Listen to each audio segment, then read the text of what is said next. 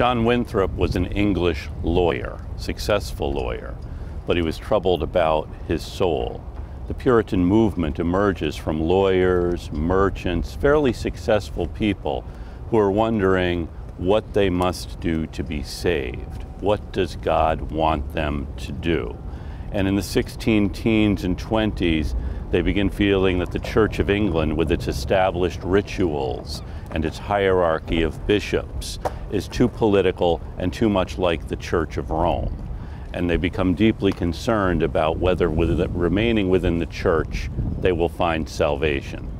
So Winthrop and others think that they can't live in England because of the oppression of the church, because you have a state church. And the ministers of their church, the Puritan ministers, are not getting the assignments, they're being disenfranchised. So Winthrop in the 1620s begins thinking about emigrating with other Puritans to the New World. And he gets a charter through the Council for New England to settle between the Charles River and the Merrimack River. And in the summer of 1630, they venture across the ocean to form their New England colony.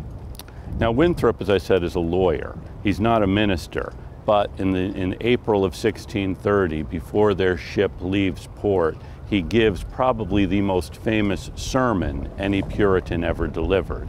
He speaks after John Cotton at the meeting house in Southampton, and Cotton is saying farewell to his Puritan congregation from East Anglia.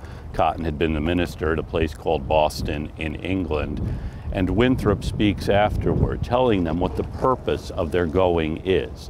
That they're not just going to start a new life, they are going to recreate the world, a new world that will be a model for the rest of the world. The old world, Winthrop and the other Puritans thought, was beyond salvation. Their only hope for their souls and for the souls of unborn generations was for them to start anew. So his sermon is a warning to the Puritans, to this congregation who are about to get on their ships, 11 ships, and make this crossing across the Atlantic.